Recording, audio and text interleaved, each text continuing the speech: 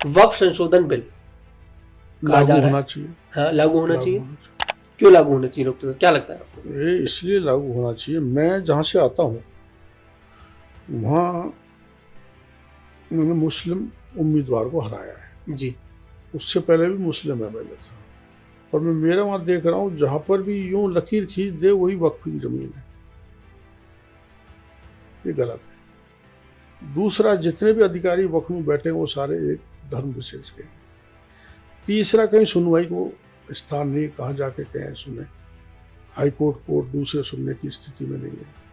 चौथा, जो ठेकेदार हैं मुसलमानों के, जी उन्हीं का वक्फ पर ज्यादातर कब्जा है, वो उसको खुर्द मुर्द कर रहे हैं। मैंने जयपुर में एक मामला उठाया था, फजलुर रहमान जो राष्ट्रीय महासचिव हैं ऑल इंडिया मुस्लिम बोर्ड के, उन्होंने वहाँ 900 बीघा जमीन पर कब्जा करके कॉलोनियाँ काट दी।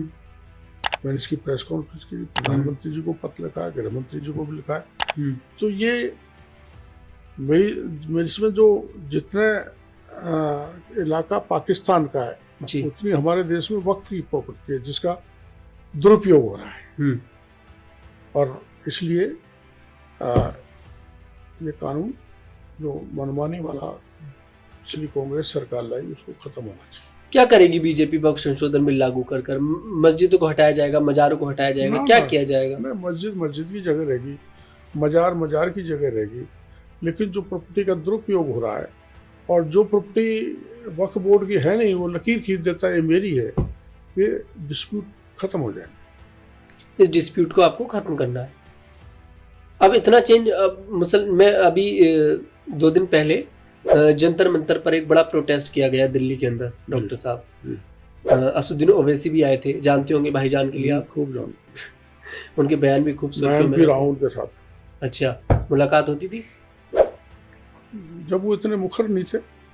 अब ज्यादा हो गए। क्यों हो गए ज्यादा मुखर? हिंदुओं के खिलाफ बोल बोल के?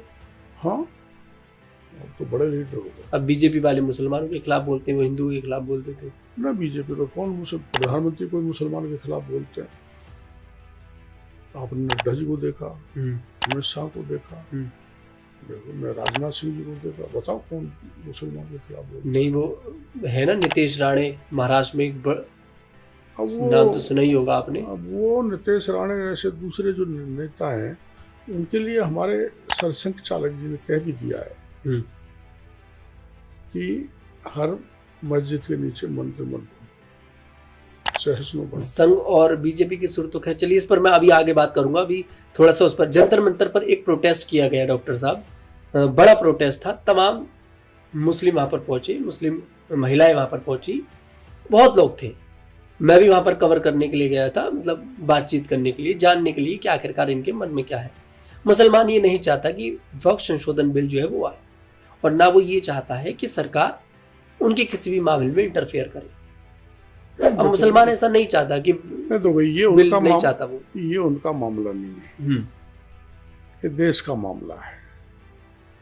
अपने जो महिलाओं का मुसलमानों में सशक्तिकरण किया, ट्रिपल तलाक का, तो मुसलमान महिलाओं का मामला नहीं था, वो देश की महिलाओं के ताकत देने का मामला था। हमारे जो 3 देश जिसमें पाकिस्तान, अफगानिस्तान में जो यातनाएं अल्पसंख्यक भुगत रहा है जी, उसको नेशनलिटी देने का काम किया, वो देश का काम है, वो कोई अल्पसंख्यक का काम नहीं है। इसलिए ये कहना गलत है कि वो वक्फ बोर्ड मुसलमानों का मामला है, वो देश हित का मामला है। इसलिए देश हित के मामले में जो कानून लाया जा रहे हैं वो आना ही चाहिए। प्रोटेस्ट करना लोकतंत्र में हर एक का अधिकार है। किसानों ने भी किया, इन्होंने भी किया, वो मायने नहीं रखता, पर राष्ट्र हित में कौन सी चीज़ महत्वपूर्ण है वो मोदी जी करते जा रहे हैं। मुसलमान कह रहे थे कुर्बानी देने के लिए भी तैयार है हम लोग, पर बिल्कुल लागू नहीं होने देंगे। हो सकता है ये उनका जीव है, उसको कैसे भी हिला दो। ऐसा बोलना नहीं चाहिए, ये हिंसक भाषा है, देश की यूनिटी और इंटीग्रिटी को खतरा पैदा करने वाली भाषा है। ऐसी भाषा को स्थान नहीं होना चाहिए। और अगर कुर्बानी देंगे तो सरकार भी तो है, देखेगी सरकार निपटेगी। तो 370 हटा रहे थे तब पाकिस्तान पूरा ही चिल्ला रहा था, हैं? क्या हुआ? पत्ता भी नहीं हिला। ऐसे वक्फ बोर्ड को जाएगा। अब पत्ता नहीं हिला, इसी पर एक मैंने यही मेरा सवाल था एक मुसलमान से, उसने बोला कि पत्ता कैसे नहीं हिला, इस बार बीजेपी की सीटें कम हो गई लोकसभा चुनाव में। वो उन्होंने तो खूब वो उनका दृष्टिकोण सही नहीं है। वो इसलिए ज़्यादा हुई कि जो पूरा विपक्ष है वो एक जगह हो गया एक, और उन्होंने एक नैरेटिव तैयार किया कि ST SC का आरक्षण खत्म हो जाएगा और संविधान को बदल देंगे। ये नैरेटिव उनका चल गया, इसलिए कारण से इस पर भी बात करेंगे। ST ST संशोधन जो उस पर आ रहा है, क्रीमी लेयर। डॉक्टर साहब, अब यहाँ पर देखिए जिस तरह से वक्फ संशोधन बिल को लेकर मुसलमान अपनी बात रखते नजर आ रहे हैं, पर सरकार ने पूरे मन बना लिया है कि बिल को लागू किया जाएगा और जल्दी देखिए बिल को पेश भी करने वाली है सरकार पार्लियामेंट के अंदर। यहाँ पर क्या क्या चेंज आएगा? जैसे बिल लागू होगा तो फिर क्या चेंज आएगा यहाँ पर, मतलब देश के अंदर लागू हो जाएगा? चेंज क्या होगा? चेंज आएगा कि संपत्ति वापस ली जाएगी वक्फ से? नहीं, कौन संपत्ति? जो वक्फ की संपत्ति है वो वक्फ के पास रहेगी। मेरी मोनोपोली खत्म हो जाएगी। मेरे पास माना 200 बीघा वक्फ की प्रॉपर्टी है, इतनी दुकानें बनी हुई हैं, उसके मैं उपयोग कर रहा हूँ। गरीब मुसलमान परेशान है, देश का गरीब आदमी परेशान है। गरीब के हाथ में तो कुछ है नहीं, देश के हर व्यक्ति के हाथ में पहुँचना चाहिए। तो जो मोनोपोली है, देखो किसान आंदोलन में भी यही था। किसान बिल का विरोध बड़े किसान कर रहे थे। यहाँ भी जो वो ऐसे मुसलमान जिन्होंने वक्फ की प्रॉपर्टी पे कब्जा कर रखा है वो विरोध कर रहे हैं।